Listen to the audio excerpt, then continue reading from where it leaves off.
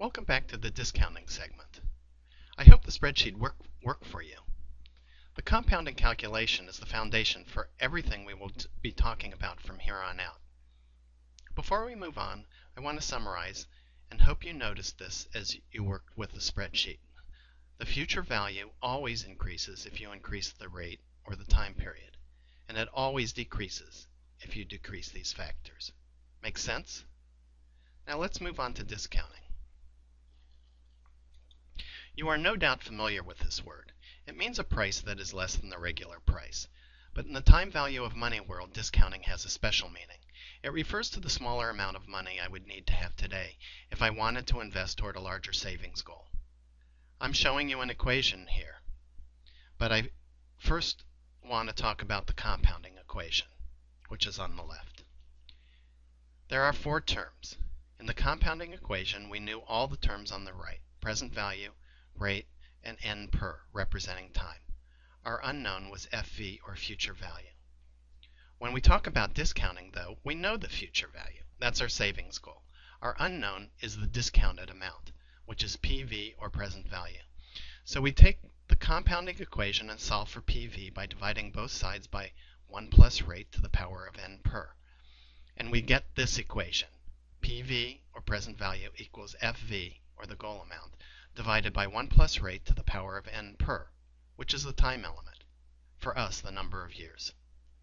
All the terms are the same, but we moved all the known values to the right and the unknown value PV to the left to make it easier to solve. That is, easier if we had to do it with paper and pencil, but we have our Excel spreadsheet to do the math.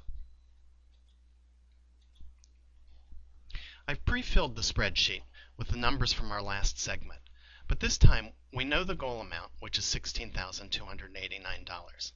Let's say it's the price of a small car. Really, I chose this amount so you can go back to the compounding page to see that the numbers work out the same.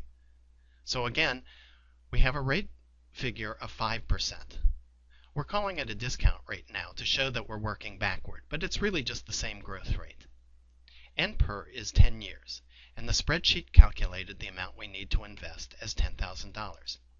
If you like, check back on the previous tab of the spreadsheet to see that it's the same.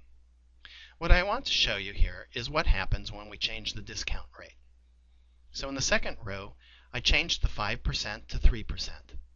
And what happens to the needed investment? It goes up to $12,120.51. It makes sense.